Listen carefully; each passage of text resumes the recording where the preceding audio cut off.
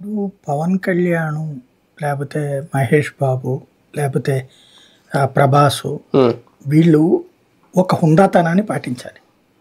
అభిమానులు సాధారణంగా ఆ సినిమా హిట్టు ఈ సినిమా ఫట్టు ఇట్లాంటి మాట్లాడుకోకుండా కంట్రోల్ చేయడానికి వాళ్ళందరూ సిన్సియర్ ఎఫర్ట్ పెట్టారు. అందరూ కలిసి కావలిచ్చుకుని ఫంక్షన్స్ లో పార్టిసిపేట్ చేసి మాకు ఏ గొడవలు లేదురా మీకు అనవసరంగా కొట్టుకుంటారని చెప్పడం ఇట్లాంటివన్నీ చెప్పారు కదా. ఇప్పుడు అట్లాగా ఇక్కడ పెద్ద తరహా పాత్ర పవన్ కళ్యాణ్ పోషించాలి. ఎందుకంటే నాకు తెలిసి పవన్ కళ్యాణ్ డైరెక్ట్గా రెచ్చగొట్టడు.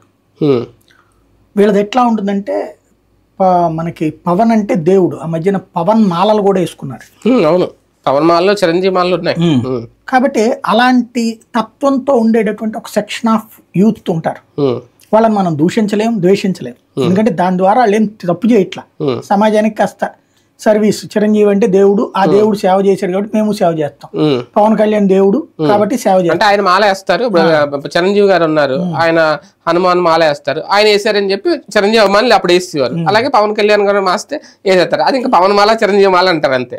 కాదు, వాళ్ళ పేరుతో మాలలు కూడా వేశారు, దీక్షలు కూడా చేశారు. అవును, అంటే మొన్న ఈయన చేశాడు కదా దీక్ష, పవన్ కళ్యాణ్ దీక్ష. ఇప్పుడు కాదు, మీరు లాస్ట్ ట్రిప్ ఒకసారి మొగలరాజపురం అక్కడ పవన్ దీక్షలు